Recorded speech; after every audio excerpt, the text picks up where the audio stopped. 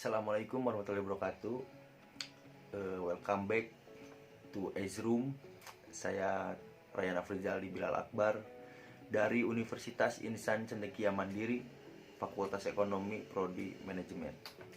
Kali ini saya akan sedikit membahas tentang aspek-aspek yang ada dalam studi kelayakan bisnis.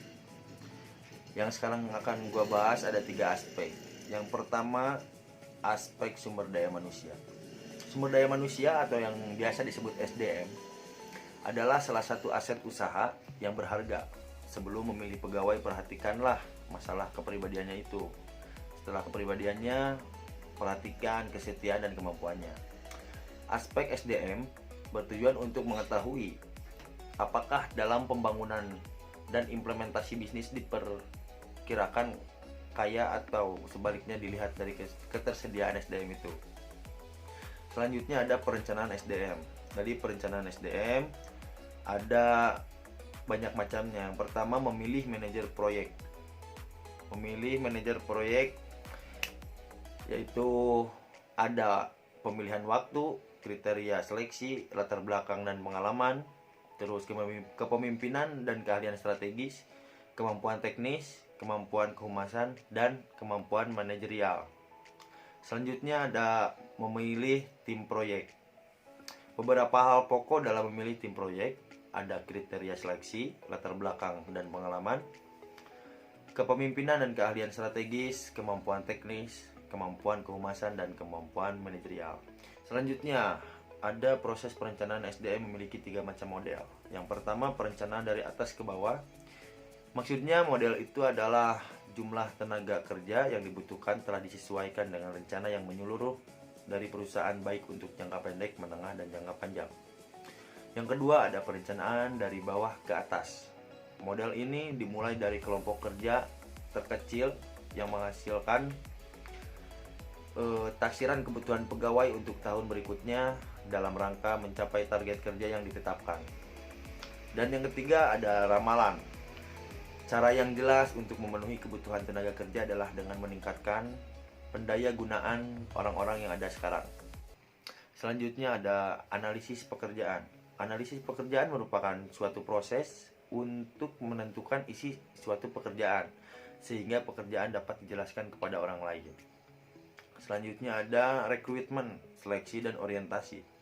Rekrutmen adalah suatu kegiatan untuk mencari sebanyak-banyaknya calon tenaga kerja yang sesuai dengan lowongan yang tersedia. Selanjutnya ada seleksi.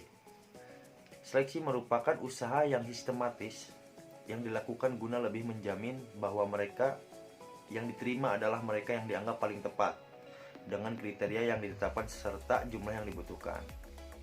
Selanjutnya ada orientasi, dilakukan pada pegawai yang telah diterima setelah melalui tahapan seleksi. Selanjutnya ada produktivitas.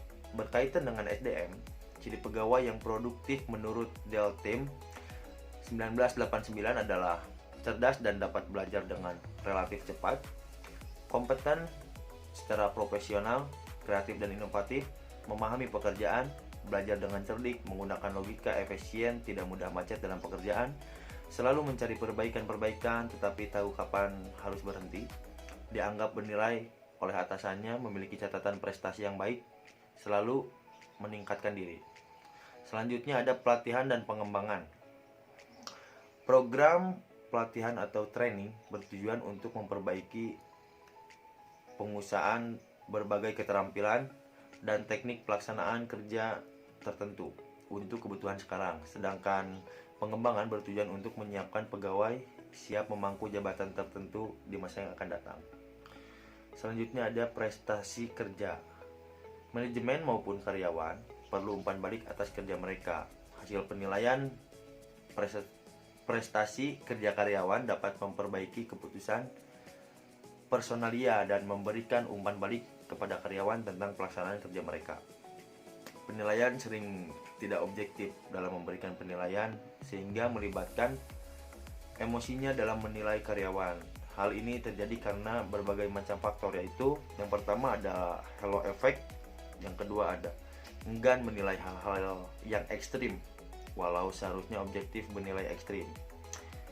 Ada juga menilai terlalu lunak atau terlalu keras. Yang terakhir, prasangka pribadi serta menilai berdasarkan data atas fakta dari waktu yang paling akhir saja. Selanjutnya ada kompensasi. Cara manajemen untuk meningkatkan prestasi kerja, motivasi dan kepuasan kerja karyawan adalah melalui kompensasi. Kompensasi dapat didefinisikan sebagai sesuatu yang diterima karyawan sebagai balas jasa untuk kerja mereka. Imbalan atau balas jasa yang diterima karyawan dibagi atas dua macam, yaitu yang pertama, imbalan yang bersifat finansial atau sering disebut kompensasi langsung. Yang kedua ada imbalan non finansial yang sering disebut juga kompensasi pelengkap atau kompensasi tidak langsung, yang tidak langsung berkaitan dengan prestasi kerja. Selanjutnya ada perencanaan karir. Dapat dilihat bahwa konsep dasar perencanaan karir seseorang adalah yang pertama, karir sebagai suatu urutan promosi atau transfer ke jabatan-jabatan yang lebih besar tanggung jawabnya atau ke lokasi yang lebih baik selama kehidupan kerja seseorang. Yang kedua ada karir sebagai petunjuk pekerja yang membentuk suatu pola kemajuan yang sistematik dan jelas atau membentuk satu jalur karir. Yang ketiga ada karir sebagai sejarah pekerjaan seseorang atau serangkaian posisi yang dipegangnya selama kehidupan kerja. Selanjutnya, aspek yang kedua adalah aspek yuridis. Yang akan dipaparkan adalah mengenai yang pertama, siapa pelaksana bisnis. Yang kedua, bisnis apa yang akan dilaksanakan. Yang ketiga, waktu pelaksanaan bisnis. Yang keempat, di mana bisnis dilaksanakan. Yang kelima, bagaimana bisnis dilaksanakan. Yang keenam, peraturan dan undang-undang yang berlaku. Yang pertama, bentuk usaha. Beberapa bentuk perusahaan di Indonesia dari segi yuridisnya adalah seperti yang pertama, perusahaan perseorangan, firma, perusahaan komanditer atau CV. Yang keempat, perseroan terbatas atau PT. Yang kelima, perusahaan negara atau PN. Yang selanjutnya ada perusahaan pemerintah yang lain, ada koperasi. Nah, koperasi. Berbicara tentang koperasi, menurut bidang usaha, koperasi dikelompokkan menjadi 4. Yang pertama, koperasi produksi, koperasi konsumsi, koperasi simpan pinjam, dan koperasi serba usaha. Menurut luas usahanya, koperasi dibagi atas 4. Yang pertama ada primer koperasi atau primkop, koperasi sebagai satuan terkecil yang melibatkan secara langsung anggotanya. Yang kedua, pusat koperasi atau puskop, gabungan paling sedikit 5 primer koperasi. Yang ketiga ada gabungan koperasi atau gakop, gabungan paling sedikit 3 puskop. Yang keempat ada induk koperasi atau inkud, gabungan paling sedikit 3 gakop. Selanjutnya ada identitas pelaksana bisnis. Beberapa sisi dari identitas pelaksana bisnis perlu diteliti, seperti kewarganegaraan, informasi bank, dan keterlibatan pidana atau perdata. Itu perlu diteliti. Selanjutnya, bisnis apa yang akan dilaksanakan? Beberapa sisi yang perlu dianalisis adalah yang pertama itu bidang usaha. Bidang usaha harus sesuai dengan anggaran dasar perusahaan atau telah sesuai dengan corporate philosophy-nya. Yang kedua ada fasilitas, periksa kembali pengurusannya sudah sesuai dengan hukum yang berlaku atau belum. Yang ketiga, gangguan lingkungan. Jangan mencemari lingkungan sekitar seperti pencemaran udara, air, suara, dan moral masyarakat. Itu sangat berbahaya, guys. Selanjutnya ada pengupahan.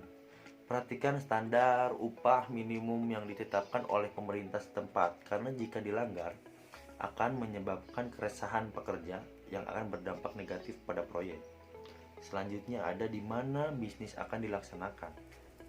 Perhatikan perencanaan wilayah dan status tanah. Yang pertama, perencanaan wilayah. Lokasi proyek harus disesuaikan dengan rencana wilayah yang telah ditetapkan oleh pemerintah agar mudah mendapatkan izin yang diperlukan. Yang kedua ada status tanah. Status kepemilikan tanah harus jelas, jangan sampai menjadi masalah di kemudian hari. Selanjutnya ada waktu pelaksanaan bisnis. Semua izin itu harus masih berlaku, dan izin-izin yang belum dimiliki haruslah dilengkapi terlebih dahulu. Selanjutnya, bagaimana cara pelaksanaan bisnis? Misalnya, perusahaan kekurangan modal untuk menyelesaikannya, maka dengan meminjam dari perorangan atau lembaga keuangan adalah beberapa alternatif untuk mengatasi kesulitan tersebut. Terus ada lembaga keuangan tentunya memiliki syarat-syarat dalam rangka pengamanan secara yuridis, baik yang bersifat pencegahan maupun penanggulangannya. Persyaratan ini harus dipenuhi oleh calon debitur. Dan selanjutnya gue akan sedikit membahas tentang aspek lingkungan hidup. Ini pembahasan yang terakhir ya.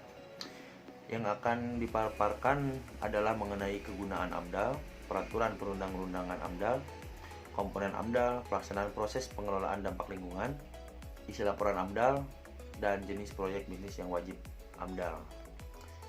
Apa itu AMDAL? AMDAL adalah analisis dampak lingkungan. AMDAL diperlukan untuk melakukan suatu studi kelayakan dengan dua alasan pokok. Yang pertama, karena undang-undang dan PP menghendaki. Yang kedua, AMDAL harus dilakukan agar kualitas lingkungan tidak rusak dengan beroperasinya proyek-proyek industri. Selanjutnya ada kegunaan AMDAL. Beberapa peranan AMDAL adalah pengelolaan lingkungan, pengelolaan proyek, dan dokumen penting. Selanjutnya ada peraturan dan undang-undang. Langkah awal tim AMDAL dalam melakukan studi adalah memahami peraturan dan perundang-undangan yang berlaku mengenai lingkungan hidup di tempat studi AMDAL dilakukan. Sumber peraturan undang-undang tersebut terbagi menjadi dua, yaitu berlaku secara internasional dan berlaku di dalam negeri. Selanjutnya ada sistematika pengelolaan lingkungan. Selanjutnya ada isi laporan AMDAL. Terdapat 3 macam kerangka tertulis dari AMDAL, yaitu dokumen AMDAL, RPL, dan RKL. RKL, dokumen ini berisi upaya-upaya mencegah, mengendalikan, dan menanggulangi dampak lingkungan yang bersifat positif dan negatif. Dalam pengertian tersebut, upaya pengelolaan mencakup 4 kelompok aktivitas, yaitu pengelolaan lingkungan yang bertujuan untuk menghindari atau mencegah dampak negatif lingkungan melalui pemilihan alternatif tata letak, lokasi, dan rancang bangun proyek. Yang kedua, pengelolaan lingkungan yang bertujuan menanggulangi, meminimalisir, atau mengendalikan dampak negatif baik yang timbul di saat usaha atau kegiatan beroperasi. Yang ketiga, pengelolaan lingkungan yang bersifat meningkatkan dampak positif sehingga dapat memberikan manfaat. Yang keempat, pengelolaan lingkungan yang bersifat pertimbangan ekonomi. Selanjutnya ada RPL. RPL dapat berupa pencegahan dan penanggulangan dampak negatif serta peningkatan dampak positif yang bersifat strategis.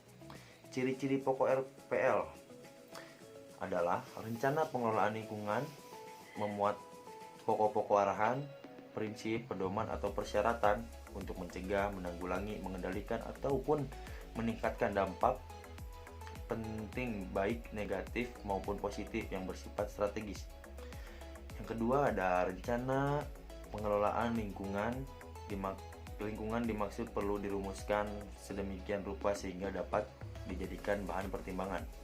Yang ketiga mencakup peningkatan pengetahuan dan kemampuan karyawan. Yang keempat mencakup pembentukan unit organisasi yang bertanggung jawab di bidang lingkungan.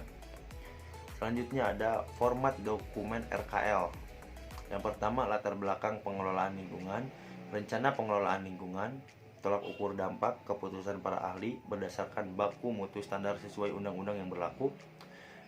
Selanjutnya tujuan rencana pengelolaan lingkungan, lokasi pengelolaan lingkungan, periode pengelolaan lingkungan, pembiayaan pengelolaan lingkungan, dan institusi pengelolaan lingkungan. Ya, mungkin cukup sekian video presentasi dari saya. Semoga bermanfaat. Mohon maaf jika ada salah kata. Terima kasih telah menonton video ini. Jangan lupa like, comment, and subscribe. Share juga ya. Assalamualaikum warahmatullahi wabarakatuh.